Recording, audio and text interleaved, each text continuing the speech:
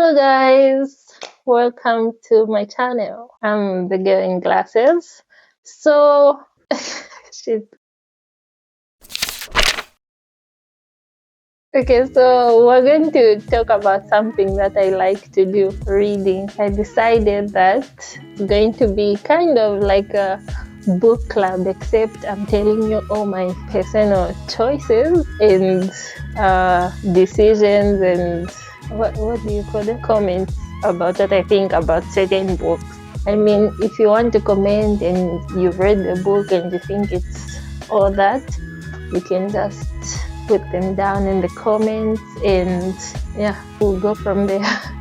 So today, the first book of the week that we'll talk about is titled Living in the Shadow of My Sister. So one thing you should also know is I like fictional novels, meaning they are not real. They don't happen in real life, but you know, a girl can dream. Mated in the Shadow of My Sister. What's this book about? The fictional characters obviously are about werewolves, mated meaning sex, and stuff about soulmates and all that. So anyway, this book is about a certain girl. The main character of the book, her name is Lily. She's born into a family of 3 children. It's her older sister, her older brother, and her. She's the youngest. And for some reason, the older sister and the mom hate her. It's very weird. But anyway, in the first chapter of the book, it starts about the sisters. It's Lily's birthday, but it's also the day when her sister, her older sister, his name is Stephanie. Her older sister Stephanie is apparently found dead. They haven't found the body, but they've found evidence that she's dead. They found so much blood and so much hair for them to conclude that she died. So for some reason, the way it starts with how sad she is that it's her birthday and it's also the day she's supposed to shifting as in shifting into a werewolf. Okay, yeah, so she's supposed to shift into a werewolf. She's about 14 years old at that time, and because she's supposed to shift, apparently shifting is such a painful thing because your whole body changes and morphs into, like, you know, turning into a werewolf, like, you know how wolves look. So it means your bones break and all that. The first time it happens, it's always very painful. Anyway, so she's supposed to shift, but everyone on that day is so sad because Stephanie is dead and they're having this whole funeral for her. And the worst part of it all is that Stephanie's boyfriend, James, for some reason said, oh, Lily is to blame for Stephanie's death because they were together in the woods or something like that. I think it's very weird the way it starts. But then it starts to get interesting because from then on, everyone in the pack, a wolf pack, they start treating Lily so bad. I mean, to me, I found it weird because, like, why would they blame a child for her sister's death if she's not actually the one who killed her? And just because they were both in the woods doesn't mean it was Lily's fault, but no one really asked her what happened. So they've been torturing her and treating her bad for like the past 6 years. So now she's turned like, what, 20 now? And apparently in this wolf pack, when you turn 20, that's when you're supposed to meet your mate. Your mate is like your soulmate, someone who you're destined to be with. I mean, like, yeah, there's destiny, but then there's also free will. You can choose whether to reject them and say, no, I don't like this person, I can't be with this person. Or you can just accept what the moon goddess. The moon goddess is someone like, you know, those higher powers, depending on what religion you're from. God, what, you know. Anyway, so she turns 20 and then she discovers that her mate is her sister's boyfriend, as in the dead sister's boyfriend. So what surprises everyone with that is because you're supposed to have one mate And if you get rejected or you reject each other, if you're lucky, it's only the lucky wolves who get like a second chance mate or whatever. But instead, you stay alone or you just choose whichever wolf you want. Anyway, so the day she discovers that James is her mate, James makes a mistake and thinks, oh my god, Stephanie is back from the dead, because apparently Lily is looking like Stephanie before she died. You know, he goes there, he's so happy, he's hugging her and giving her all the love and whatever. And Lily is like, you realize I'm not Stephanie. And he's so delusional. He's like, no, I know it's you, Stephanie. I just don't know how this is possible that you're alive. But James is wolf. Look, the wolves also have their own like personalities. So it's like two personalities in one body, okay? So every werewolf person in these books has like themselves, the human side, and there's also the wolf personality in them, so they can shift and whatever, you know, they have to agree on who gets control. So James, his werewolf, his wolf's name is Luke, and Lily, her wolf's name is Rose. Don't get confused. So anyway, James is his wolf Luke is telling him that's not Stephanie. But Luke is so in love with Rose and Lily, you know. But James doesn't want to accept that Stephanie is dead or like she's not there, you know. And for some reason, everyone in this park has this weird obsession with Stephanie. Like she's dead, no one.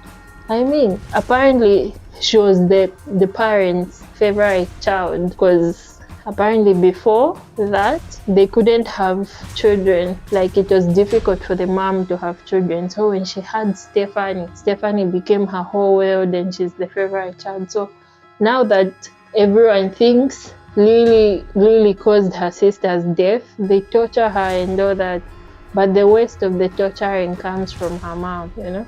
And again, the thing is, Lily's family is like the beta family. The way wolves hierarchy is there's an alpha and his wife is the Luna. Then the second in command after the alpha is the beta. So the beta and his wife.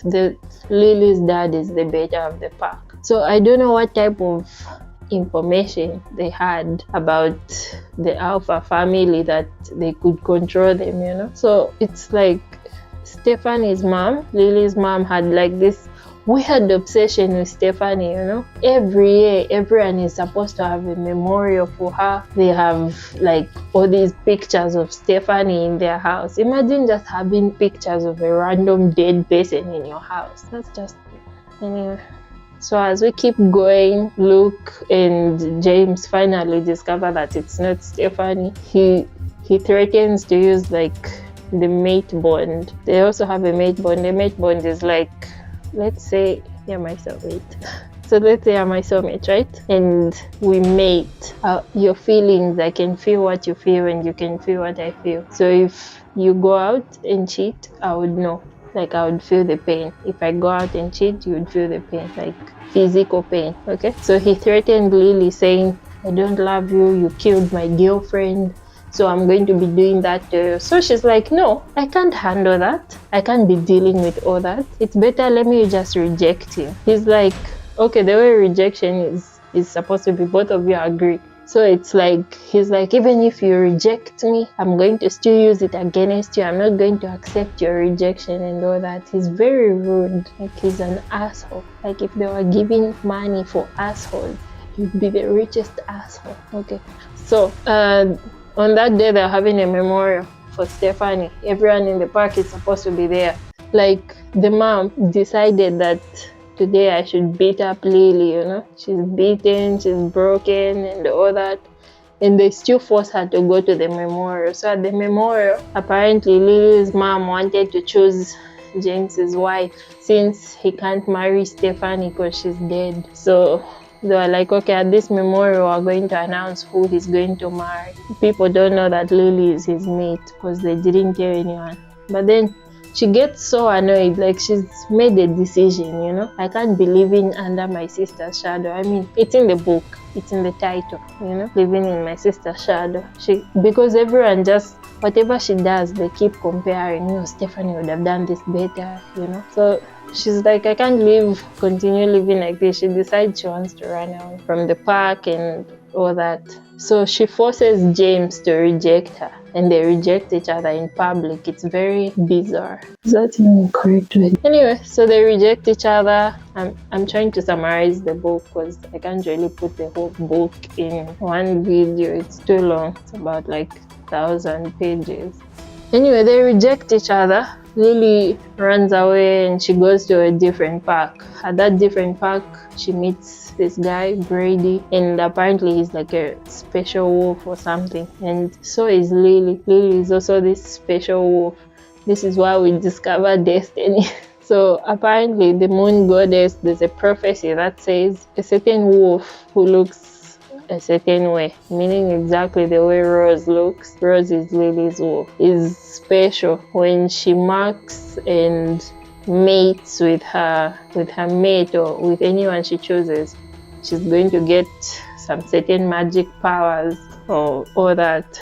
I don't even get what's going on. Anyway, but when Lily runs away from that park of hers, it's when she goes to a certain city where she discovers the truth. Her sister isn't dead. Her sister is alive and she has a kid with a human, not a wolf. She has a kid with a human. And the human, he thinks, oh, I'm so in love with this girl and all that. So in her mind, apparently, Stephanie is mentally disturbed because she thinks, okay, I'm just going to go back and James will still be in love with me and everything will be fine. Anyway, I should also mention that when Lily ran away and all that, James, that's when he started to discover the truth about his park. Like, there are so many problems in there. People have been dying, people have been tortured, people have been disappearing, girls have been disappearing without anyone knowing.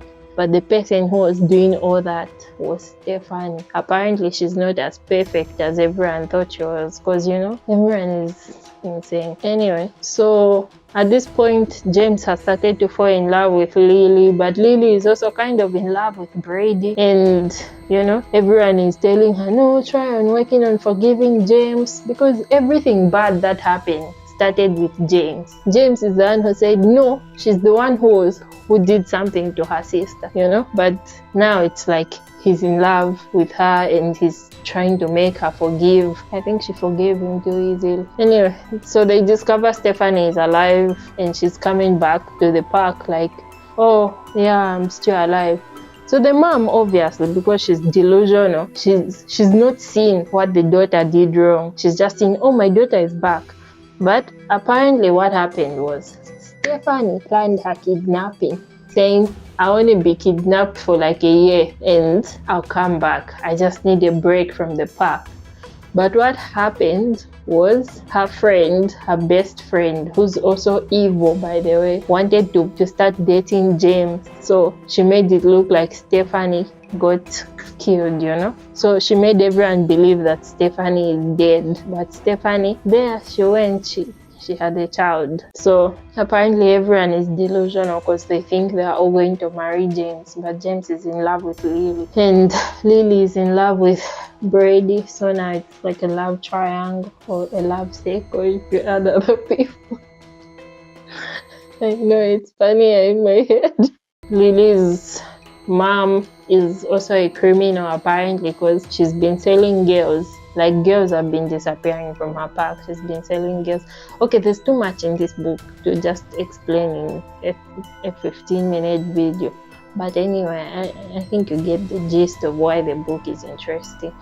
So, yeah, apparently now Lily and James have been getting along for like 2 weeks or something. That's what I'm saying. She easily forgave him. Someone has been torturing you for 6 years and in 2 weeks you forgive them. Does it even make sense? I don't get it. It gave me a migraine when I was reading it. But anyway, she forgave him and they're so in love. And now Brady is upset because he's like, this guy tortured you and it's not fair. I'm in love with you. But again, Brady's ex-girlfriend looks exactly like Lily. So Lily is like, no, you're not in love with me.